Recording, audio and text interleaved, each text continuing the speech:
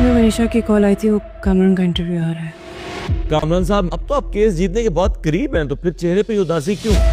ये तो खुद उसके मुंह में अल्फाज जान रहा है। उदास हूँ। जो लोग आपकी परवाह नहीं कर रहे, आप उनकी क्यों परवाह कर रहे हैं? आपको सच तो सामने लाना पड़ेगा।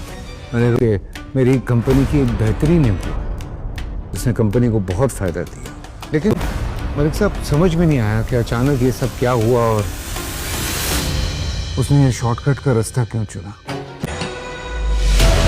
ऐसा लगता है कि हर किसी की आंखों में लिखा है कि कामरान तो एक रेपिस्ट, एक घटिया आदमी। जिंदगी में पहली बार अपने से बड़ा घटिया आदमी देखा है।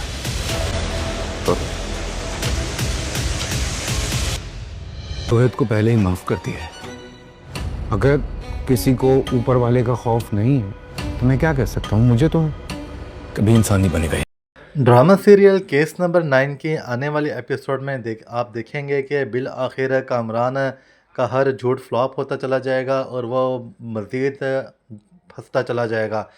व्यूअर्स, आप देखेंगे कि अब वो एक नया झूठ बोलने की मुकम्मल तौर पर तैयारी कर चुका है और वो मीडिया के सामने आकर अब सब के सब झूठ बोलेगा और ख़ुद को मासूम तौर पे ज़ाहिर करेगा कि वो बहुत ही मासूम है और उसके साथ सहर ने बहुत बड़ी ज़्यादती की है। व्यूअर्स, उसका ये फ़ैसला देखकर मनीषा और किरण बहुत ज़्यादा हैरान परेशान हो जाएंगी और वो कहेंगे कि ये कैसा इंसान है जिसको इतना कुछ करके भी समझ नहीं आ रही, बजाय कि अपने गुनाह पे शर्मिंदा हो, माफ़ी मांगे और मज़ीद झूठ बोलता जा रहा है।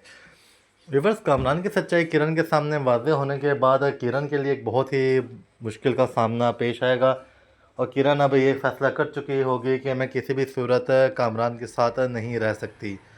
व्यूअर्स, एसपी ज़ुहैब भी कामरान के केस पर गहरी नज़र रखे हुए है और वो किसी भी तरह से अब बेईमानी नहीं होने देगा और अब उसने कह दिया है कामरान को कि हम तफ्तीश दोबारा करेंगे और पूरी मेरिट पे ही करेंगे और मुझे तो पहले जो तफ्तीश पुलिस अफसर ने की है और मुझे इस मुकम्मल तौर पर डाउट है। बस कामरान के इस तरह बयान देने के बाद सहर की फैमिली वाले भी सहर को कहेंगे कि हम चाहते हैं कि तुम भी अब इसी तरह का एक बयान दो ताकि लोगों को पता चल सके कि कामरान कितना बड़ा झूठा आदमी है।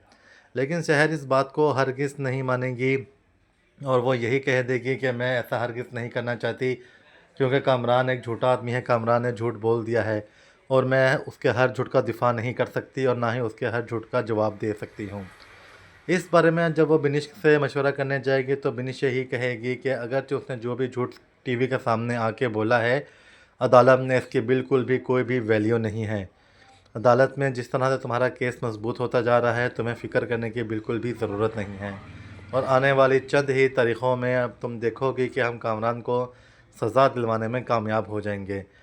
व्यूअर्स, इस तरह से उसके जवाब सुन के सहर बहुत ही ज़्यादा मुतमईन हो जाएगी और टीवी पे जवाब ना देने का पक्का फ़ैसला कर लेगी। व्यूअर्स, अगली वीडियो देखने के लिए हमारे चैनल को ज़रूर सब्सक्राइब करें।